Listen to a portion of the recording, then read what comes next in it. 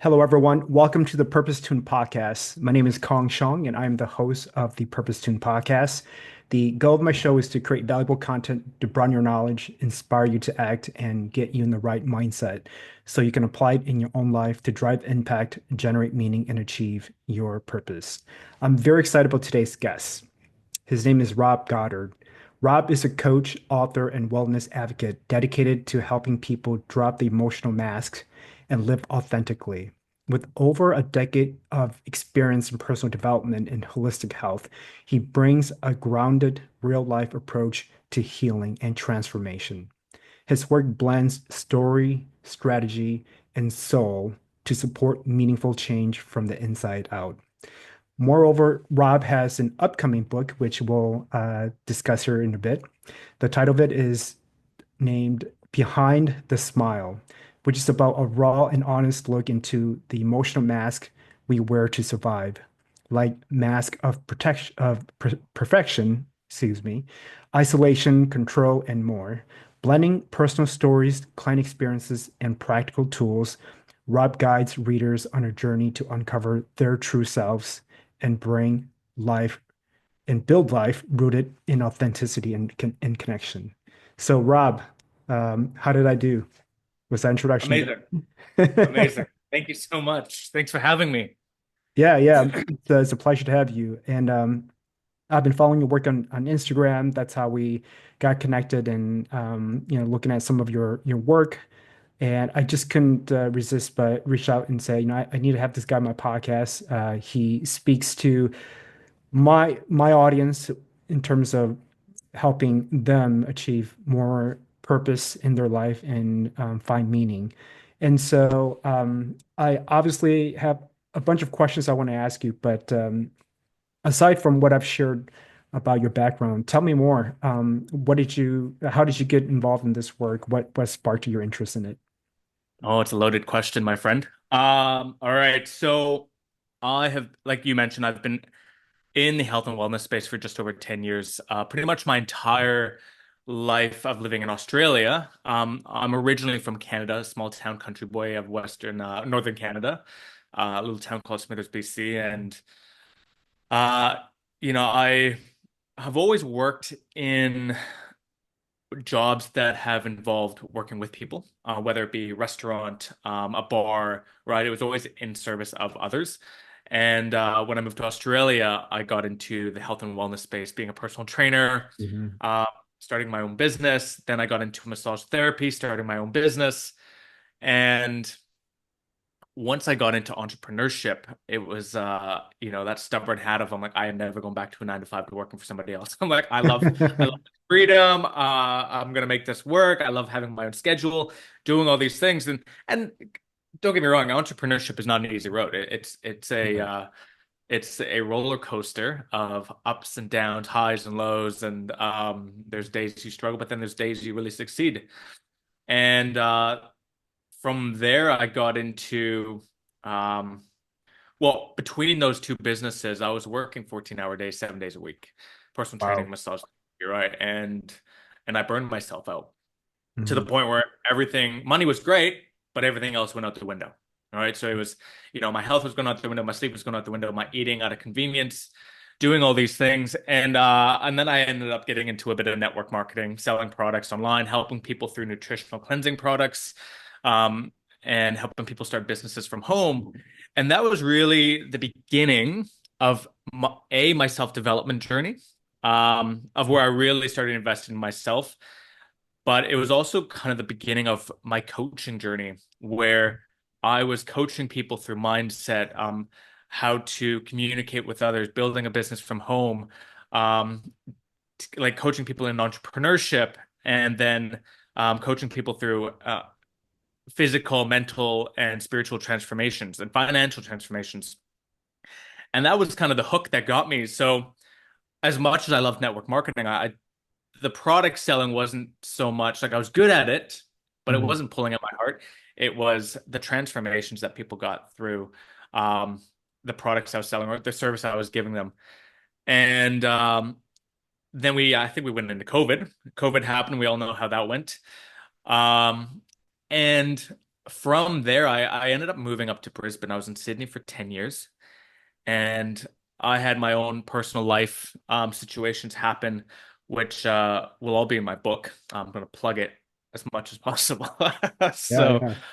but when I moved out to Brisbane, I was just not in a place to work with people, Hmm. and I got into I was like, I'm gonna go work with plants because I love plants. Plants are a hobby. I'm like, I'm gonna go do landscape design, right? So I Hmm. went to school, studied that, and you know, realized it was more of a passion or more of a hobby than an actual career choice. So I sat on the couch, as many do, waiting for the universe to hand us a sign, Hmm. watching Netflix. And a friend of mine reached out and she's like, my mom wants to know why you're not a life coach. You create amazing content on social media. You you're helping a lot of people. Why aren't you a life coach? And it was actually never something I've ever considered. Hmm. And so I looked into it. I got in touch with a college that was based out of Melbourne, and we had a conversation. 3 days later, I was flying down to Melbourne to do a 4-day training to kind of kickstart.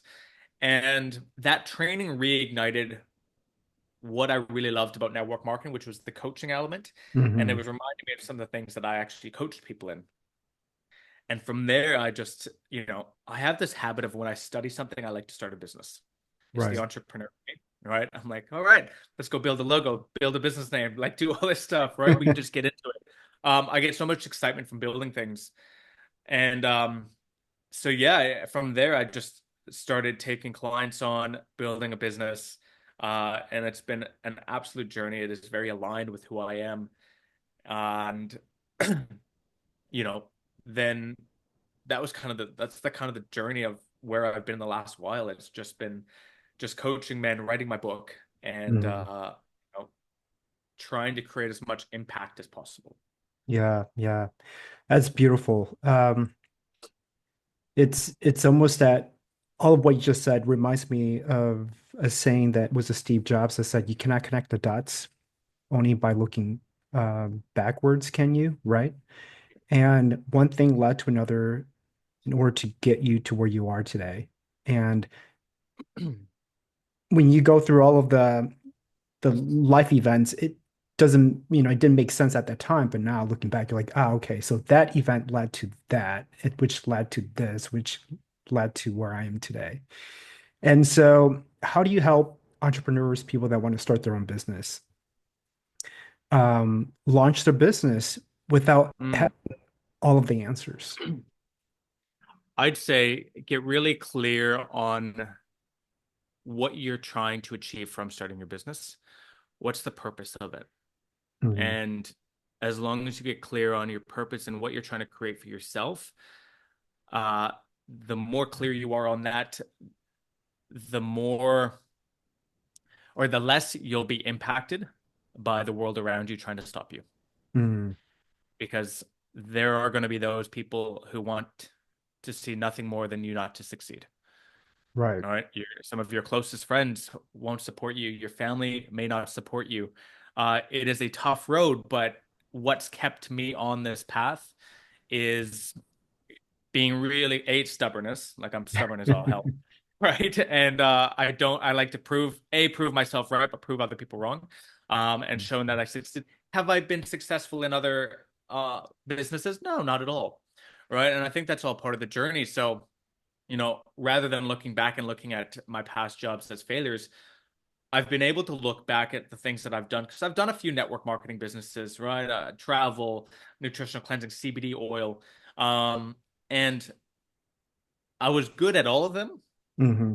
Did they go the distance? No, but you look back and say, what are the lessons I've learned from them, and what can I pull from that to apply to now?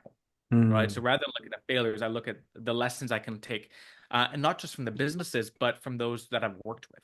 Hmm. All right. So there's a lesson in everything that we do, every interaction we have, and when I'm applying those to where I am now, what keeps me going is just getting really clear on what is it that I want to achieve, Hmm. and don't compare yourself to others' success.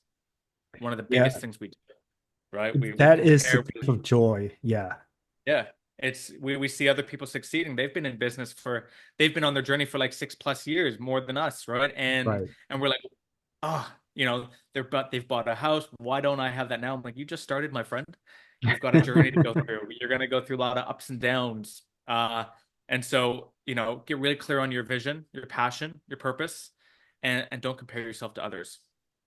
hmm That's amazing. That's beautiful to hear. Um, so going back to coaching, who are the people you coach? Are they men only? Are they men and women? And what has been the consistent challenges that you've hear along the way through your coaching journey? I mainly coach men. I'm not opposed to coaching women, but men just kind of more fall into my lap. Hmm That is a majority of my audience. I've got a lot of women followers that follow my content, interact with me, and we conversations and stuff. hmm But it's the challenges. I think with any entrepreneur business is getting that consistency. All right, it's the ups and downs. I'd say, you know, I have my clear direction that I'm going, but it's that consistent income that comes along with building a business and stuff. And anyone that's building a business will understand this. hmm It's you know, it's that constant hustle, right? hmm And if you do it smart, you don't have to worry about that. So it's having multiple streams of income. hmm So I'd say, building any business is kind of that's the main challenge hmm is dealing with those low points and those really dry seasons. hmm Um, hmm but as far as the coaching goes, you know, I haven't I haven't experienced any of that yet. It's all been Yeah, really yeah. good. So thanks for sharing about your and those are your challenges, correct? That I'd say that, yeah. yeah, the inconsistency of clients coming in, right? Yeah, So yeah. it's And does that relate, so does that apply to your clients as well? Do they also experience the same things that you experience in terms of consistencies, building the business? I mean, I guess my assumption is yes, absolutely. But I want to know, based on your work with your clients, if those are the challenges they also face as well, or if not, a what would lot. it be? Yeah, a lot of my clients have jobs. Hmm So I'm not necessarily a business coach. I've coached people in transitioning out of a 9 to 5 and kind of creating consistency, right? So the, you know, I'd say one of the main hurdles with my clients is really working on their mindset, hmm right? Right. And a lot of the work that I do is all around mindset and going through a transition of some sort, either coming out of a job 9 to 5 that's not serving them anymore and going into something of their own, coming out of a toxic relationship and re-identifying something, or just being stuck in place, knowing that they want to do something else but not knowing what that is, right? hmm So through working with me, that's where we get to explore and develop and look into what some of their past habits or hobbies and passions were, right? What can we try, right? Exploring things. That's the fun part of it. That's amazing. Um, Important key there, fun part of it, right? You have to have fun in your work. Otherwise, Yeah. what's the point of having of work? I think that there's a lot of seriousness and especially depending what industry you're in. Like I came from the management consulting industry where my clients are high demand and they're high performers. Mm, They're directors and above. They manage teams, divisions, companies, you know. And so it's they're always constantly driving. And so we also need to pause and just step back and say, you know what? Am I having a good time? Am I having yeah. fun while I'm helping my clients? Because otherwise, what's the whole point of work? If it's just exhaustion and um, burnout. I mean, you're going to hear a lot about the terminology burnout from, I'm sure through your clients and, people Mm, that have a 9 to 5. It's like, I'm completely just swamped, stressed, and burned out. And I just need time to just like step back and just go on vacation. And I know you probably know this, but Americans, they tend to overwork themselves compared to like people in Europe, where they take long. breaks for Yeah. during lunch, and that's completely normal. For us, like we have like 15, 20 minutes or we work during lunch break and then Yeah. we continue to just, you know, hustle, hustle, hustle. So how do you coach people who are in that kind of mindset or like that behavior? How do you get them to change the perspective and say, you know what, you actually can have fun. You actually can take a break and pause and just reflect on the accomplishment that you've had the past week, the past month, year, and really be proud of yourself for that. Because I feel like there's a lot of us that are always in hustle mode, always driving, and we forget that this is a journey, and it's a long journey to a Yeah. destination. And it's that mentality, and that's the difference between, with America, it's live to work. Hmm. Um, and Exactly. where when I came to Australia, I felt the mentality who was work to live, Mm-hmm. right? I do my job so I can live a really full life, Mm-hmm. right?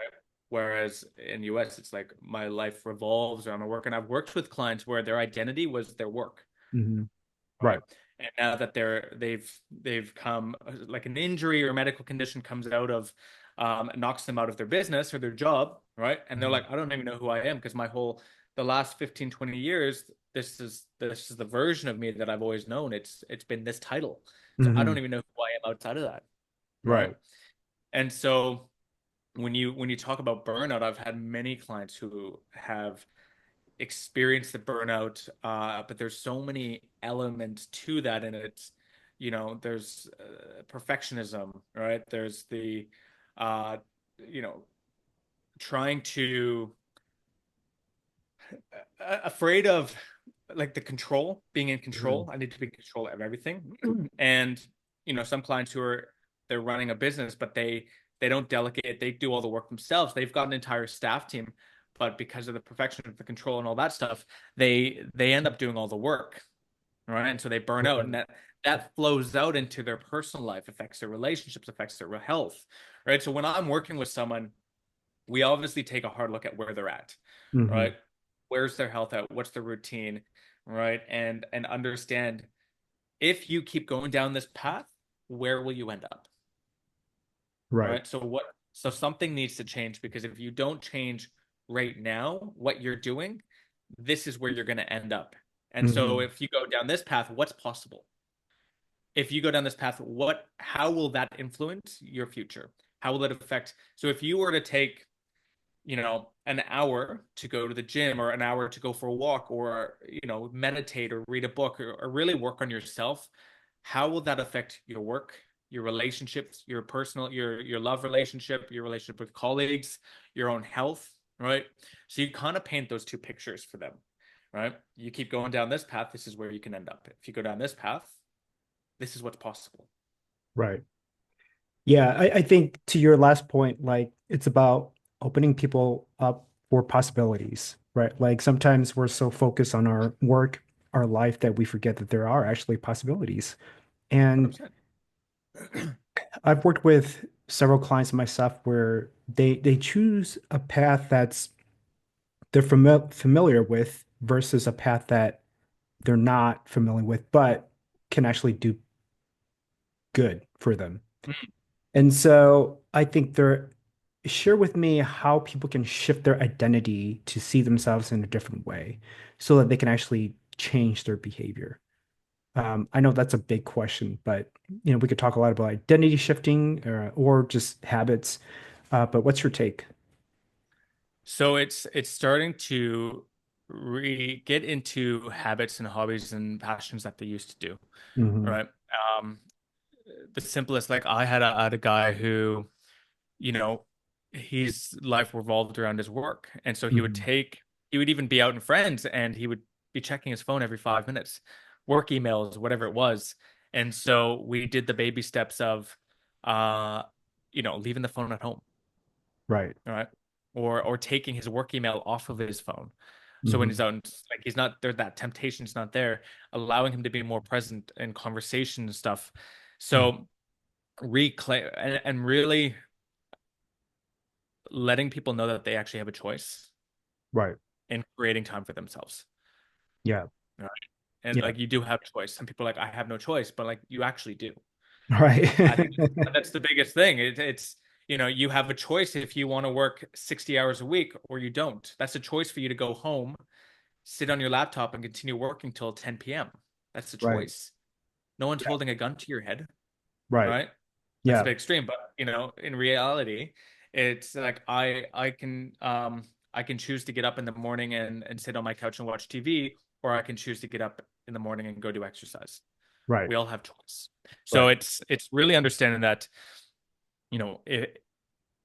make the decision Hmm. to put the phone down, put work down, and start taking those little steps into kind of reconnecting with who you are as a person through Hmm. hobbies, passions, friends, social life. What are the things that you enjoy outside of work? Hmm. Hmm. That That's, makes sense? yeah, totally. I get it. It's reminding people about their passion, their habits, what gives them joy, and then centering 100%. themselves around those activities so that they can actually reconnect with themselves and be more centered. And Yeah. from there, take, steps that are necessary to, um, you know, get back on track to achieving their goals. Yeah. If Speak, you didn't have a paycheck, sorry, to cut you off. If you didn't have oh, that no, paycheck coming in, right? right, If you weren't chasing that paycheck, and that's why people stay in their hours, and it's like they're doing these jobs that just don't fulfill them. right, And their answer, I'm like, why do you do what you do? And they're like, it's a paycheck, right. right? And it Yeah, breaks my heart every time I hear it. It yeah, really does. yeah, It's like, it's like I can't, I'm stuck here. I'm like, well, you're not. right, You're choosing to stay there, right? If you're not happy, like you're only 30 and you're like, this is all I know. I'm like, well, then let's explore some other things because it's a big world out there. right, It's a big world, right? And there's plenty of jobs. And if you can't find a job, you create a job. right. So Yeah, I mean, it's all about creativity too, right? Like, I 100%. think it's one thing I forgot to mention is have you heard of Neville Goddard? He's a personal development. I wouldn't say it's personal development. He's in the space of personal development, but he speaks from space of spirituality, and Yep. he encourages people to step into the fourth dimension, which is our thoughts. Like right now, we're Mm, looking at the third dimension. We are in the third dimension. In order to see things, in order to know that things are there, we have to see it. Like we need evidence and proof, right? Whereas the fourth dimension, it encourages the individual to tap into the creativity by using the power of their mind, imagination, mm, right? You look yeah. at the computers, the microphone, our shirts, everything that we can see were once in imagination. And so if we can actually live in the fourth dimension, tap into our the power of the mind, we can actually create our own reality. Sounds Absolutely. really basic, but once you actually tune in and listen, really tune in and listen, it's so powerful because Mm, everything we see is all interpreted by our mind, right? Like studies have shown that, you put, twins together and they experience the same situation. One is gonna, interpret the situation completely different from the other. And so why is that? It's because people individuality, from individual perspective, everyone has their own unique way of interpreting life's moments. And so, with that being said, to your point, it's really about shifting people's mindset. It's really, 100%. it's like shifting people's mindset to look at things in a different way that Yeah. they haven't really thought about it. It's like it's that thinking outside the box. It's, thinking creatively, and to really empower yourself by surrounding yourself with people that can actually help you grow, right? If that's through challenges, um, Mm, equipping oneself with, new knowledge and skills, whatever the case may be, which I think is the whole quote of, you are the five people you surround yourself with is so yep. powerful because they have a huge influence in our behaviors and the way that we see things. And they can actually Mm, get us from point A to point B if we are surrounded by the right people.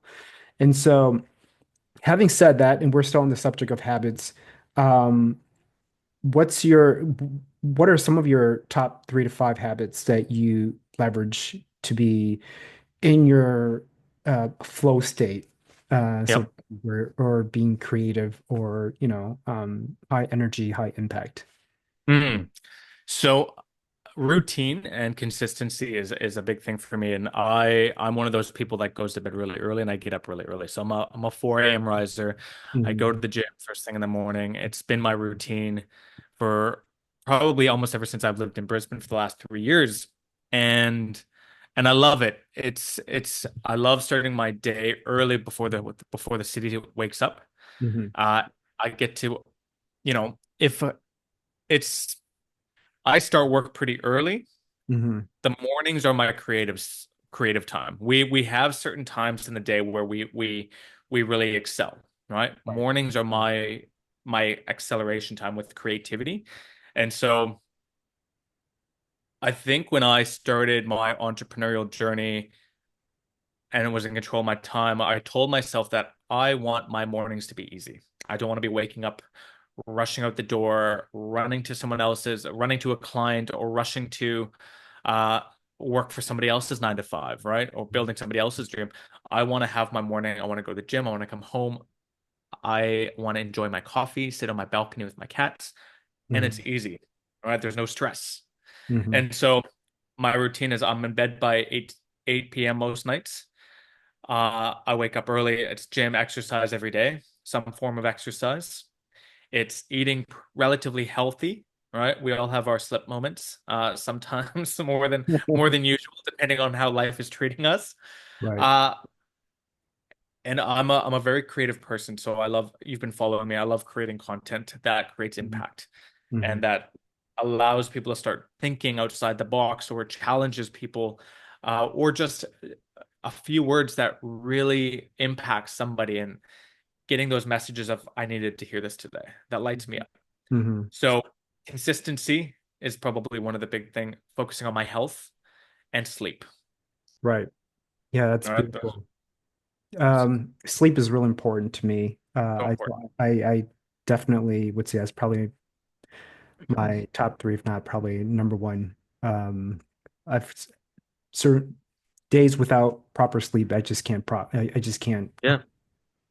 focus. It's just Mm. almost like taking a drug and you're wondering, what the hell are you? Yeah, and it's, even waking up in the morning, I need to do the gym first thing in the morning because Hmm. if I don't, the rest of the day I feel sluggish. Hmm. And I've tested this many times. And Right. it's proof is in the pudding. I'm like, if I don't go to the gym in the morning, I'm a bit sluggish. So it just wakes me up, whether that be weight training or running. Yeah. Yeah. So what inspires you to do the work you do? It's seeing people go through a transformation and seeing people succeed. I Hmm. think it's such an amazing feeling when you get messages like, "Oh, I slept 8 hours for the first time in years," Hmm. or "I've I've dropped down to 80 kilos. I've never been this weight like Hmm. in many many years," um, or having people break barriers that were created from something that happened in their past, right? Right. It's getting those messages that lights me up every day. Even just the simplest message on my like one of my posts, someone saying, "I needed to hear this today," Hmm. right? That's what keeps me going. It's having those little impacts or big impacts on either one or many people Hmm. through the content that I share. But it's really just being part of transformations and seeing people succeed. I love it, love it, love it, love it. It's such a cool feeling. Yeah, that's amazing. It's about impact, right? So, Mm. um, along that line, how do you define success? Have you achieved it? What does it look like for you? I'd say success is creating impact, Okay. having an influence on somebody else, being able to, uh, you know, wake up in the morning and, you know, being able to have an influence on someone, right? Success is different for everyone. Don't get me wrong. Some Mm-hmm. people attach it to a financial number. Some people attach it to, um, a state of mind, Mm-hmm. right? It's success for me is it's not a financial number. It's Mm-hmm. it's a state of mind for sure, and it's knowing that I'm doing something that I'm passionate about, Mm-hmm. all right? And knowing that what I'm doing is creating an influence, an impact on people. Right. Yeah. Mm, And then of course, and you probably are getting to this too, is fi finding fulfillment in that process. Right. mm, That's a huge part for me in terms of my definition of success is doing the work that I love doing. What is it that the concept of ikigai, right? Finding your passion and then um, leveraging it to produce impact in the world and then finding ways to make money from that yeah, is why people define it as their calling, their purpose. And in addition to that, it's how do you find fulfillment along that journey of success? Like I can make all tons of impact and feel great, but am I fulfilled? Which is a different question. And to me, fulfillment is really about do I feel joy and happiness and satisfaction uh, in others and myself? And if someone says that I've made an impact in their lives, but then I don't feel like that was the case for me, then there's something missing, right? Like yeah. 1 plus 1 is not, it just doesn't work. And so I gotta really reach down and center myself and say, okay, so am I doing this work because I love what I do and the work that I contribute to people's lives or communities um, is meaningful, or is it Mm, because it feeds my ego because I want to be seen. And, that has to do with the fact that I was hurt as a child, maybe. I don't know, whatever your reason is. And I wanted to be mm. validated, right? So it's a big question. Uh, 100%. It's, why do you wake up every day? right. All right.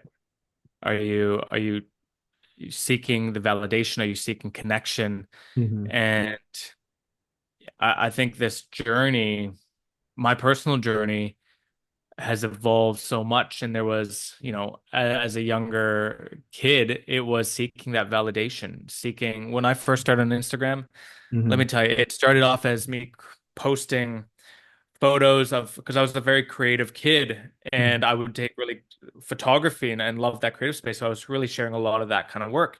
And then I moved to the big city and I started seeking the validation. And so Hmm. my creative Instagram slowly turned into shirtless photos and I was working in a bar and I was getting more attention and I kind of created this like mass demon of like I'm hungry and it was addictive and I was like, oh, I want more. And I started doing all these really cool things, being in the public's eye.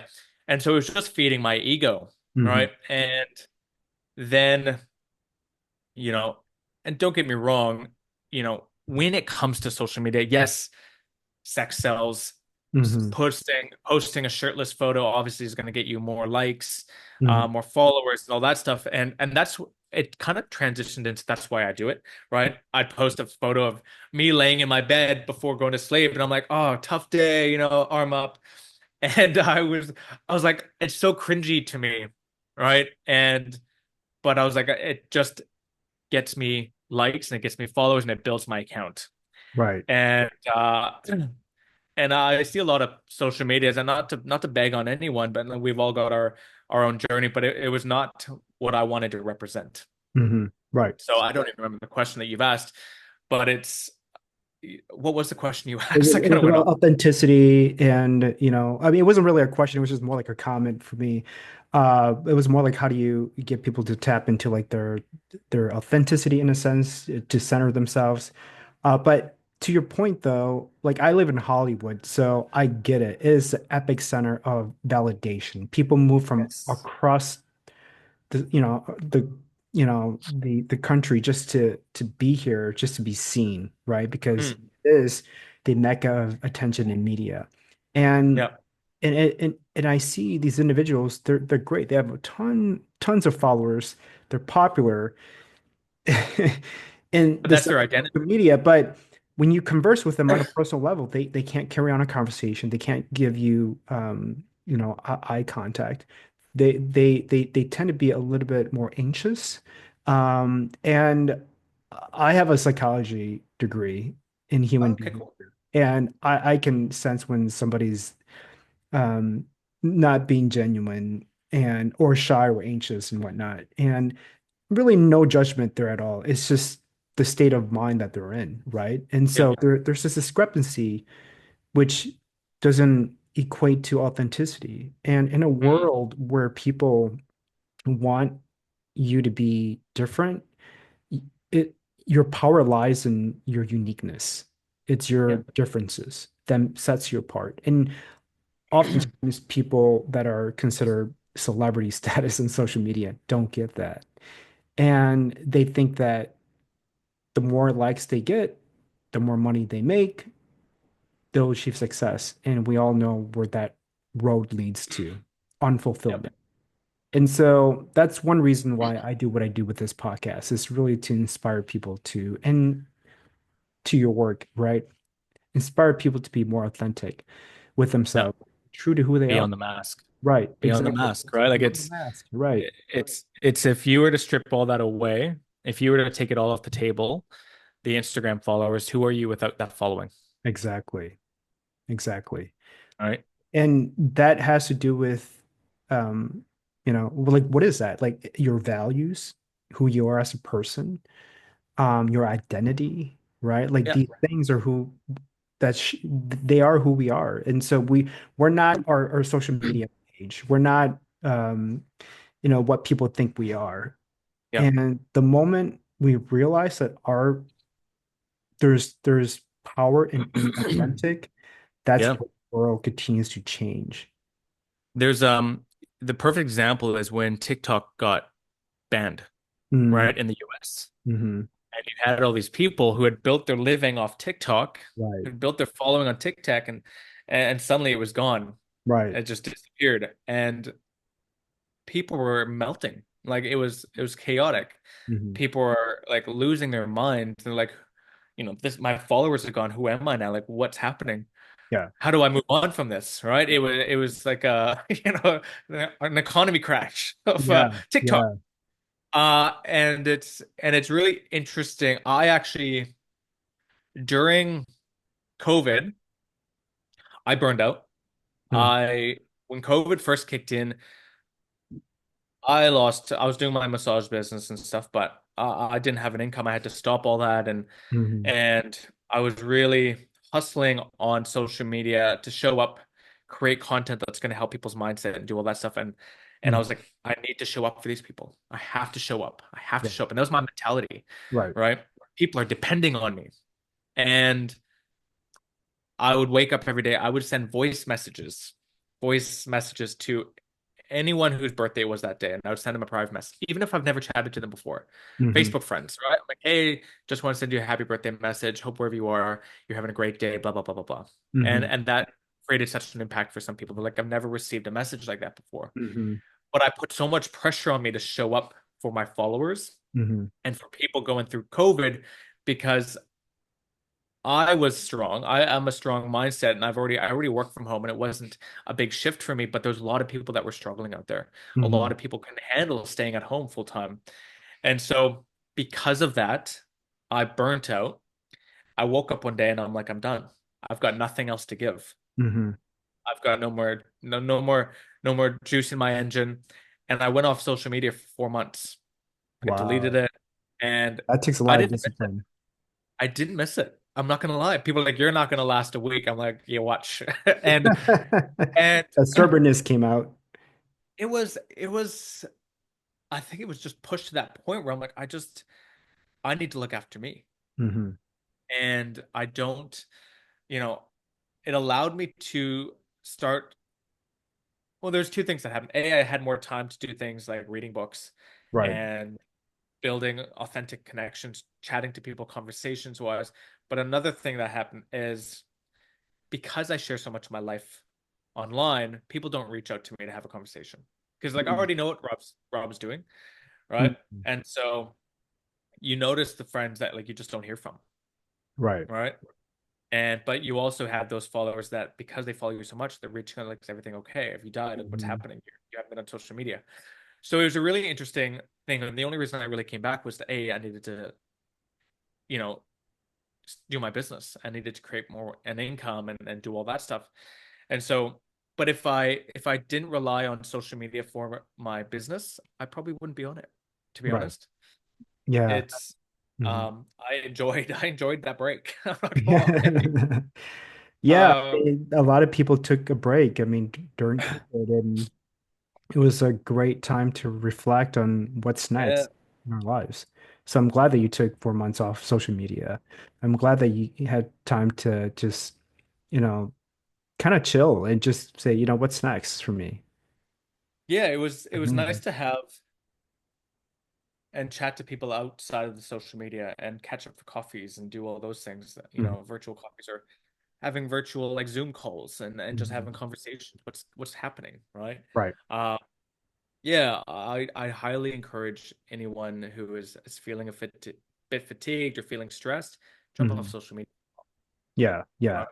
Yeah, I mean, the whole negativity bias thing, like for example, when you post something, you get like 100 likes and 100 comments, and then there's And like you're one looking like, oh, particular comment that was negative. You're like you focus on your entire yes, day is just done because you're so focused on that one particular negative comment out of the 99. yeah, And that's the thing with social media is that, if you read the comments, it's not going to serve you and it's not going to serve us. And not only that too, but with uh, the way that it's designed is to feed off of our negativity and our negative thoughts. I mean, that's how they make yep, money. And like I tune out on watching the news. It's become so negative and so me too. polarizing and so divisive that I just can't deal with it. And so there's so much that's happening in the world, and there's so much positivity. We have to remind ourselves that, there's that part of it too. Was it C.S. Lewis, the author, said there's nothing good or bad, but thinking makes it so, right? Again, tying back to our mindset, it's like we can either focus on this world and think that everything's bad and it's going to hell, or we can say, you know what? There's actually positivity in this world, and I'm going to go and seek for those moments of Yep. positivity and joy and peace, What are because you in control of and what are you e- not in control of? exactly, Right. yeah, Biggest thing. right, yeah. It again. It's like it's human nature to really try to manage what we can control. Like everything we can control, everything that's fantastic, but in reality, that's not the case. And so There's to detach from what we cannot control and just yep. focus on what we can. So I'm just about finished the book by Mel Robbins, Let Them Theory. Oh yeah, yeah. She's a I don't great know if one. you read, but yeah, it's quite interesting, and it kind of aligns with what you're just saying. Is you know people's reactions can influence us. We don't know. We can't be in control of how people are going to react. Hmm. So it's let them do what they need to do, but Hmm. then the second part is let me be Hmm. in control of how I respond. Let me Right. be in control of me, right? And so yes, it's a crazy world out there. And we can choose to either let it in or not. And Right. we can choose how we are going to respond to that. We can choose to watch it or we can choose to go sit in the park. Right. Right? How can what am I in control of right now? What's out of my control? Because a lot of people Hmm. focus on the things that are out of their control. Hmm. And when I'm working with people, I'm like, hey, you're in this position. What can you control right now? You can control your breath. You can control putting down the phone. You can control distancing yourself from the news, right? Hmm. That's a choice.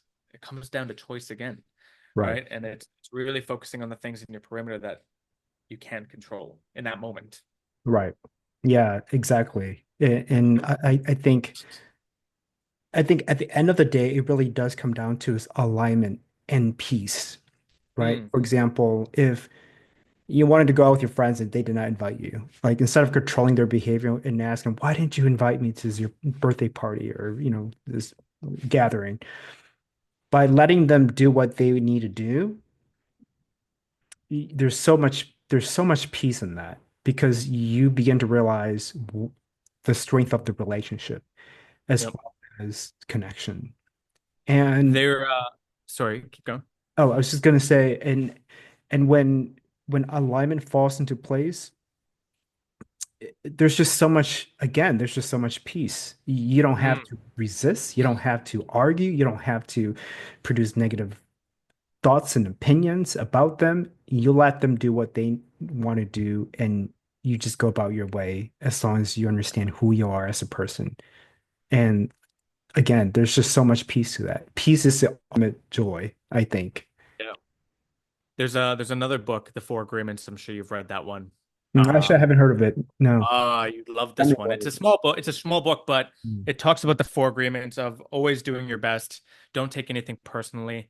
Okay. Um, be true to your word and uh don't take anything personally. And there's one more. But yeah, it's such a crazy book because it's so true. And we take everything personally, Hmm. right? Make it about us. Right. And When it's one not. sec. Yeah, let me just grab it one sec. Yeah.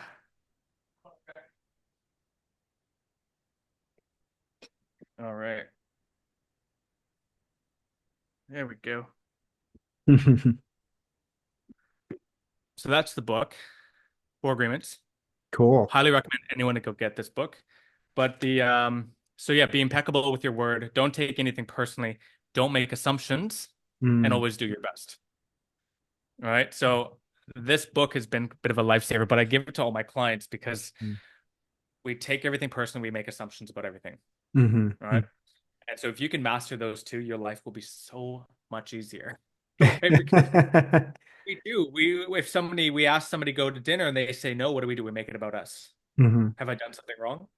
Right? Or if somebody's really busy, we make an assumption that they're, you know, they're not into hanging out with us anymore. Right. Right? We Yeah. it's this crazy thing. But if you were to sit, and that's the choice. Oh, rather than going into um they're not into hanging out with me, right? We've all got our own shit going on, right? Right. We've all got lives. And so we can either take the path of they're not into me, or we can say, oh, they're probably really busy with their family right now. Right. All right. Yeah. What's gonna add more value to me in this moment? Right. All Yeah. right. So it's helping people shift their mindsets in those little scenarios. Hmm. Yeah. Yeah, I agree. I mean, I think assumption is really uh it is one of the thieves to joy for sure. We have to either ask for clarification or just focus on ourselves. Like you said, Yep. there are people out, I mean, a lot of us are going through personal challenges, and so we don't know what's happening in the world, and we can't, it's unfair for us to place judgment or assumption on others. And 100%. sometimes we go into the relationship with preconceived notions and assumptions about people, but it doesn't serve the relationship, nor does it serve us. Mm, So we have to make sure that we go with an open mind and just be curious, ask questions and listen. And I think that there's a lot of that that's not happening is, how can I help you? Like, what can I do to be more compassionate and empathize yeah. with what you're going through? Ask Um, questions.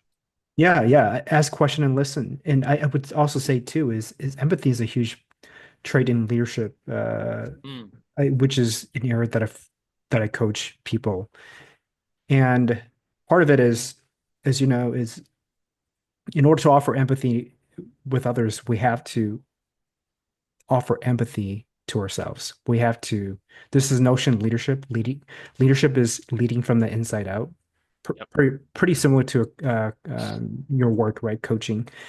But the whole point is we have to have enough self-awareness and sense of emotional intelligence to understand who we are and how we show up in order to help others or provide clarification in certain situations. Like, for example, I can't offer empathy to you, Rob, if I don't have it in me.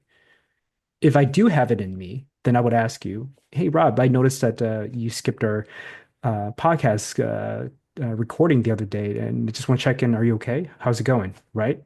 And so we have to um, seek to understand before being understood, right?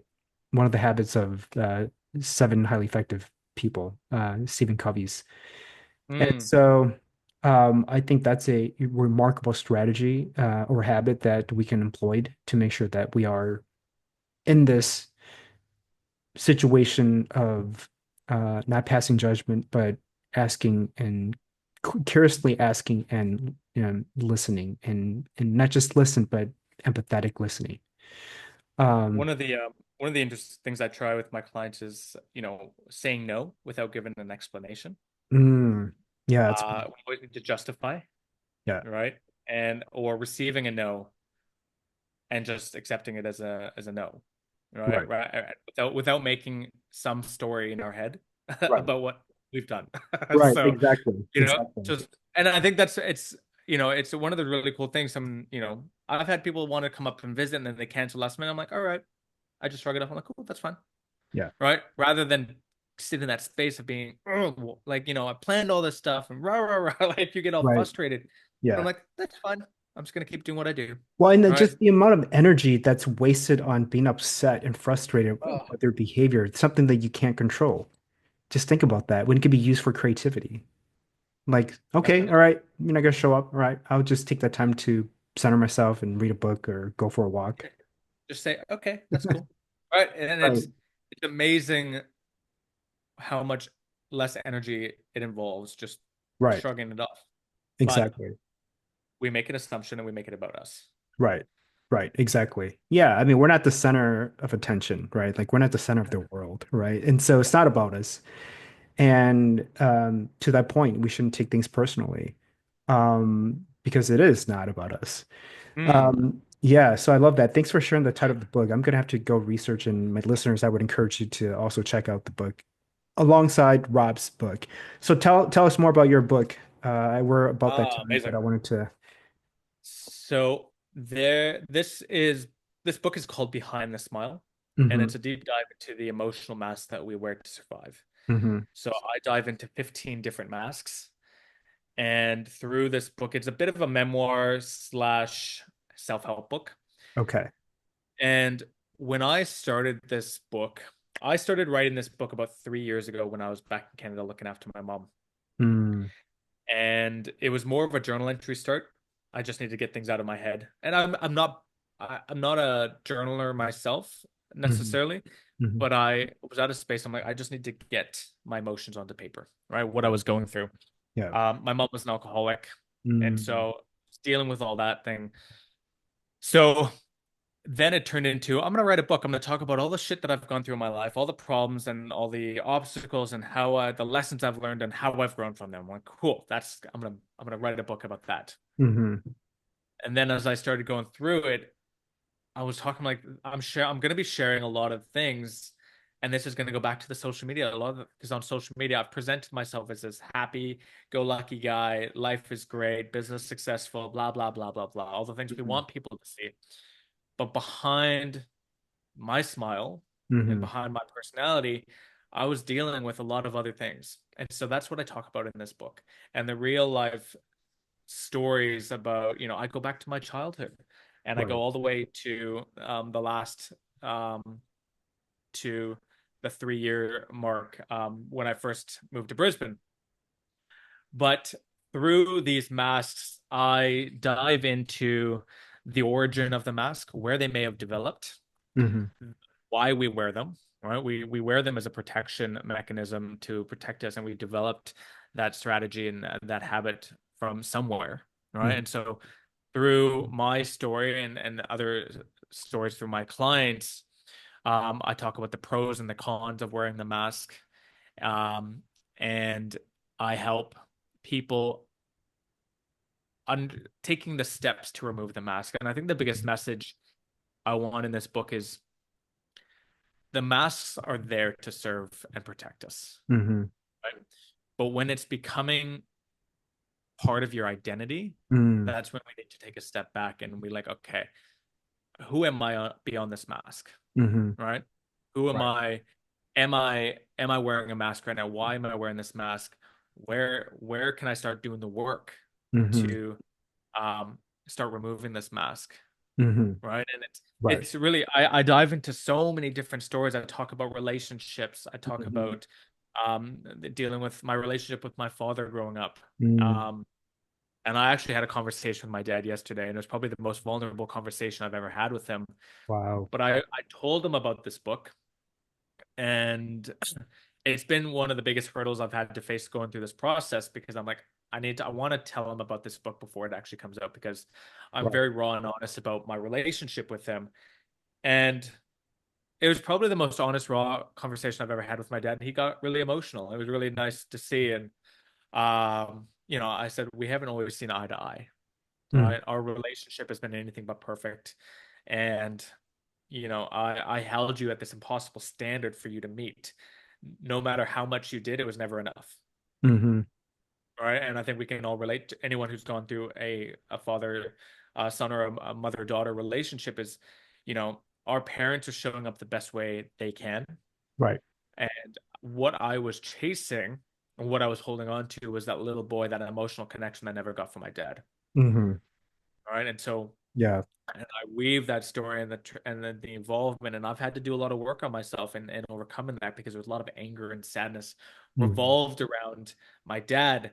And you know, it's through the conversation yesterday, I'm like, I know you loved me or loved me and supported me through all these things that I've done, Mm-hmm. but it was never enough for me, Right. right? And that's not me, Yeah. Yeah. right? And so I talk about that journey. I talk about journey with my mother and her alcoholism. I talk about relationships. I talk about visas. Being in a new country. Mm-hmm. It's a very raw and vulnerable book for me.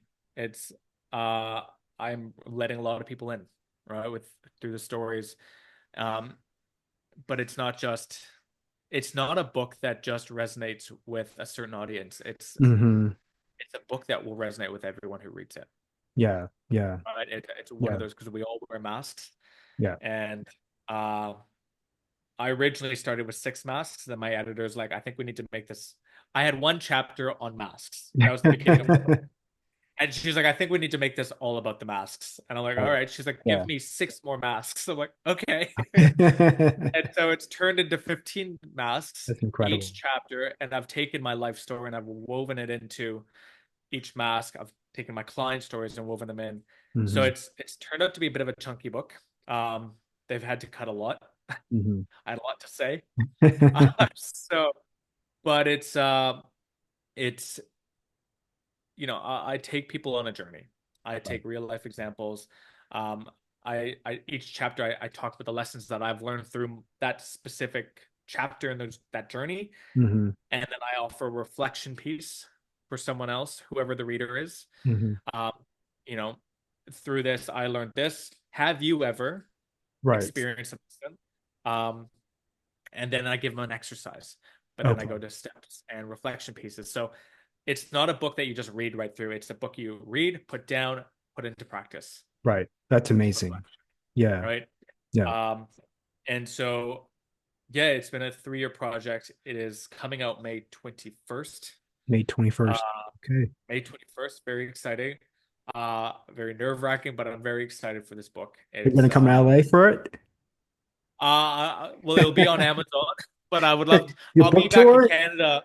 Yeah, I'll do a world tour. I'm doing a Brisbane, Melbourne, and Sydney tour. Book launches. Sydney will be a big launch. Mm-hmm. But yeah, it's been a I think when we incorporated the mask part into it, there was a lot of learning for me going through Mm-hmm. that and a lot of Yeah. reflection when you dive into the nitty-gritty of the masks and why we wear them. And you know, it was quite a fascinating journey to go through. Mm-hmm. Uh, and I've called my shit out, so to Yeah. speak, writing this book. And I was like, oh God. I'm like researching and I'm like, oh yeah, I do that. Oh God. Yeah. Put that in. Like, Yeah. and Yeah, leading I mean, question. no, I mean, I love it. I think the whole like implementing exercises after each chapter or whatever that is, um, it's going to really help your readers apply what they've learned. In the learning development space, we call that the 70-20-10 rule. 70%, the 10% is through learning materials and podcasting. 20% is learning through others, right? Your colleagues, your peers. 70% is through practicalities. How do you apply what you've learned into real world settings? And so I think your book is going to help a lot of people put things into practice, which I think is going to be amazing. And it's going to be available, you said, on Amazon, Yeah. So we bookstores. bookstores. I'll be having another meeting with the editor and publisher this week, so we'll get more Mhm. details and stuff, but it will be on Amazon. It's a very layered book, and I always kind of think of it as a movie. It's, you're watching, this little boy grow up and you see Mhm. how his life has grown up and you go all the way into adulthood, but you see when you get to adulthood, you see these masks that he's wearing and you can tie it back to his childhood and understand Right. where they may have developed. So it's kind of like a back and forth thing Mm. that you go through, but it's in relation to the book is called Behind the Smile because I believe that's the first layer. Yeah. We've Right. got the smile, and then we've got whatever mask is under that, and then it goes deeper and deeper and deeper. Hmm. So that's why I called it Behind the Smile because it was just that was me on social media. I was the happy guy, Right. right? I Yeah. was dealing with all this stuff behind the scenes that because I'm a man and ego and pride, I'm like I can't show weakness. I can't share my vulnerability. Hmm.